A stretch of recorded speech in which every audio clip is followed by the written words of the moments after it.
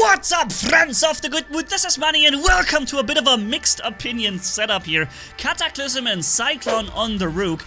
You won't believe how the setup is. And what exactly the E stands for, let's find out. Because I don't want to say that it's the most awful thing the world has ever seen, okay? It is not very good. That much, I guess, is clear. If you compare it to meta weapons such as the Sonic Titan weapons, or even the other shotguns, the energy shotguns, or, you know, other weapons for that matter, like the freezing rockets. So things that are more up to date definitely outperform the Cataclysm in pretty much every way. However, there are some pretty good strengths about this weapon too. The fact that when you're locked on, you never miss a shot, right? So a dashing nether or an Orochi, if you have, let's say, quantum sensor, which I have here, 300 meter anti-stealth, 350, then yeah, you will never miss a single part of your damage output, and you can do damage for so long before you need to reload. That is really a big pro. Pixonic allows this weapon to fire for immensely long before it needs to reload, and that's really interesting. I wish this was the same with Scourge and Spark and Calamity, because they're the same type of weapons and they used to fire longer, and now their clip is empty so quick. But on the Titans this still goes, and I think you can really fire for like 20 seconds or 15 seconds straight before you have to reload, right? And so that full clip cycle damage you have is immense. You can drop probably 1.5 to 2 Titans unloading your clip one time, if they don't have reflectors and if you are close enough. However, there are also a lot of disadvantages about the weapon, one of them being that it really only deals a lot of damage when you're very close to your enemy. If you're just at medium range or a little further away, the Cyclone and Cataclysm, they barely do anything anymore. At max 600 meters range, you're really just tickling your enemy at that point. Even regular robots won't be impressed at all. They will feel the hits, they will get in cover because they're annoyed by this on them, but it's not like they're taking a lot of damage from it. And this is something where maybe Pixonic could work on, because let's face it, even like the Sonic Titan weapons, or even other weapons for that matter, at their 500 meter range with a spread, they still inflict way more damage. So Sonic Titan weapons are more like shotguns, really, ultra short range dedicated brawlers, but they outperform this weapon here even at 500 meters, which is kind of unacceptable, because that's not what a shotgun should be doing. And you know, those weapons are more like shotguns than anything else. However, when you get close, the damage output starts to rise also from Cataclysm and Cyclone, resulting in something that you should not underestimate, right? And of course you have that lock-on, which in my opinion, I said this a few times, it should just leave the game completely. The entire lock-on mechanic is just completely outdated. When weapons like Sonic weapons or other shotguns can kill you in 2 or 3 seconds, why would I need 10 seconds to kill the enemy and have a lock-on that I need? Like, at some point there's too much disadvantages gathered up in one place. And the lock-on should really just leave the game at that point, especially on Titan weapons. And yeah, so, but even aside from that, it also gives you this you never miss thing, right? That's kind of a good thing here. And you see, I'm here in the middle of the enemy, I wouldn't say base, but I'm pretty close to them, and I have a lot of focus on me. This guy here, for some reason, nobody seems to care about him, even though he's in the middle of the open bridge, sniping me from there for like 30 seconds. But now I'm starting to do my own thing against him, and you see, I never stop firing. This thing just keeps going.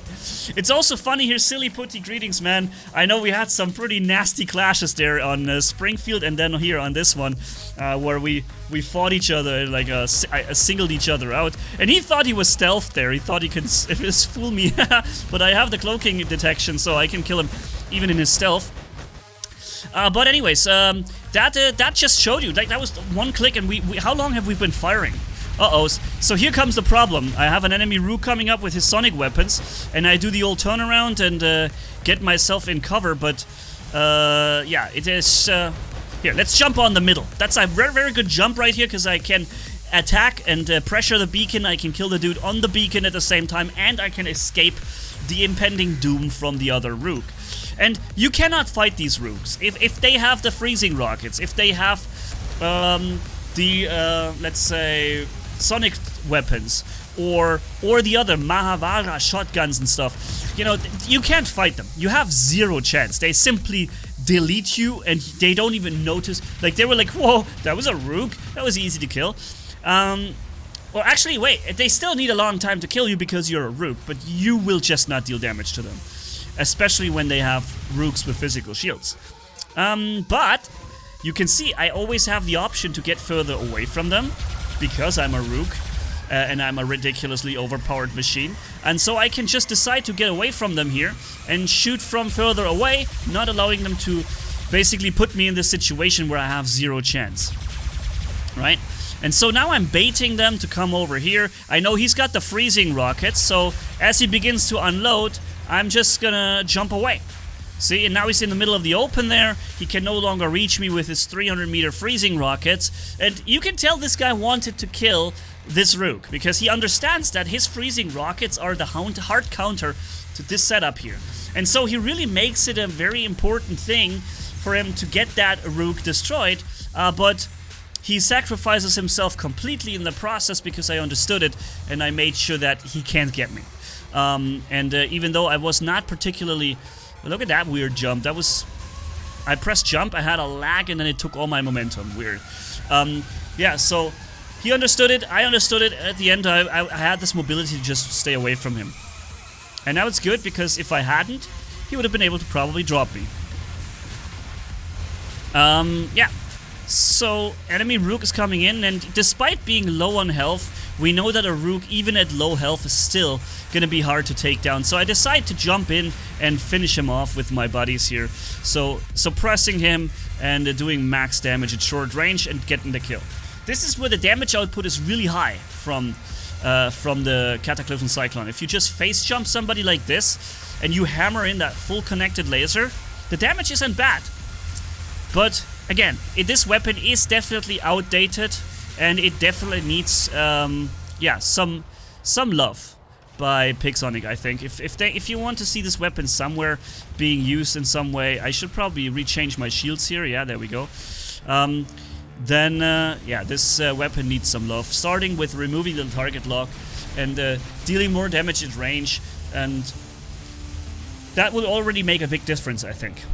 Right, these two things. Alright. I know I'm being sniped by Silly Putty with his Sharenga and his Striker. Yeah, the Strikers that he's got on there. But he's got a problem because my physical shields just protect me so much against his Striker lasers. He has a lot of damage per hit, but also the same problem. He doesn't deal double damage against physical shields, and as a result, it takes him forever to get through these shields here. And I can just shoot other things and stay safe from his firepower, pretty much. Now I notice that the first shields are dropping, so I'm turning around, showing the other side of my shield. Pop, there goes my shield. He dropped it, but he didn't do any damage to me. Now I can start my reload, pop the shields freshly in, and do something else. Now the Luchador is actually going somewhere else, which is good, because that means I can attack him. But the problem here is I wanted to jump here. But when you have something locked on, the stupid Rook will jump on the target instead of this. So that was the most useless thing that could have ever happened to me in this situation. I'm not dealing damage. I'm exposed to enemy firepower down there, having zero cover, which I would have had cover up there. I would have been able to attack him at the right moment when his reflector was down. I did not get to deal damage. I took a massive amount of damage. I didn't do anything useful in all that time, just getting hammered and whooped. So that was like the worst action ever to be possible to happen to me in this moment. Yeah, that jump only on target is really annoying. I don't know why I have to. Why do I have to re-establish a target lock? I'm looking from him, established lock, to a guy with established lock, and I have to re-lock on. Again, lock on needs to just go. It is so outdated with a weapon that barely does any damage. The fact that you then have a problem with lock on just makes it completely ridiculous. Now Silly Putty just goes here, he just leaves the game. because I eventually caught up with him and he knows he can't deal damage to me. No, he doesn't leave the game, he jumps into another robot, that's what he did.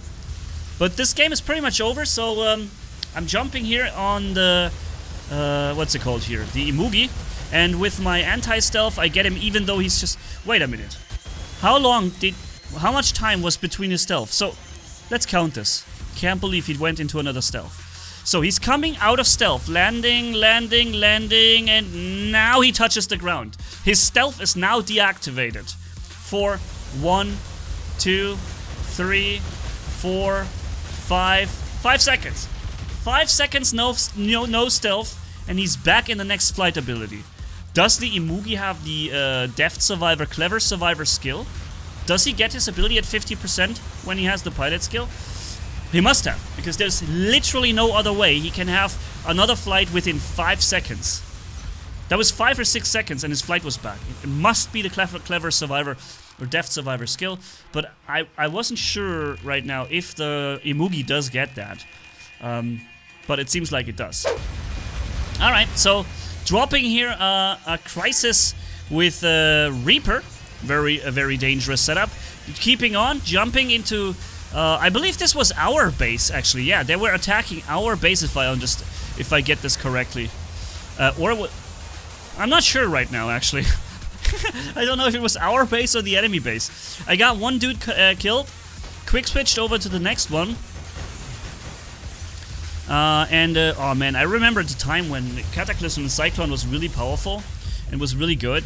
And you would have, if you were able to do this quick switching very effectively from target to target. I remember I had an Ao Ming and I was flying and I was zzz, quick switch, zzz, quick switch, zzz, quick switch. All things died. Bop, kill.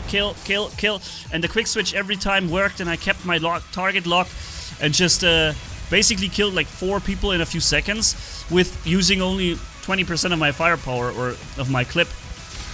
That was crazy. Yeah, it was actually useful that I got blinded, because now I can, without locking on to something, jump away into safety. The EMP though was not planned. That EMP was not so cool. So here comes a stealthed Orochi or Lynx, but again, I don't care about his stealth. I'm just gonna kill him right through that, and he cannot get the beacon which he was planning to do. And this is a super slow angler. Okay. I'm doing the turnaround here. Alright, he just used his reflector. I'm gonna stay connected to him. Jump on him to try and suppress him. Unfortunately, now I have to reload. That was a bad timing for the reload, but my suppression kicked in and he's not dealing any damage to me now. Even less considering we have physical shields.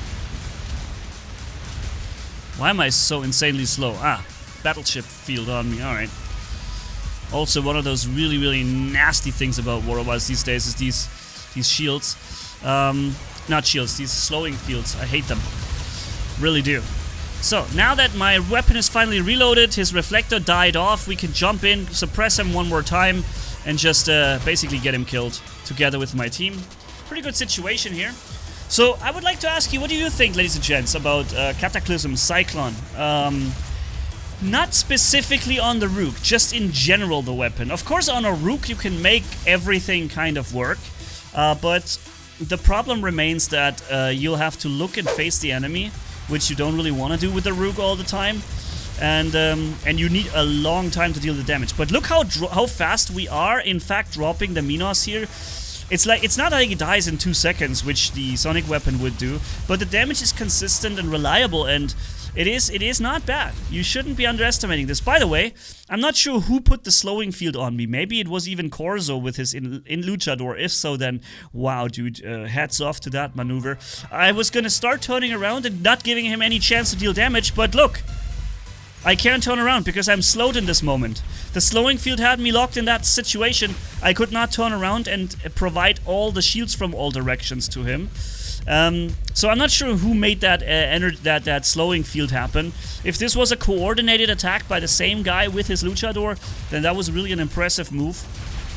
And it just also showed me how how the slowing fields basically can help you kill rooks very effectively.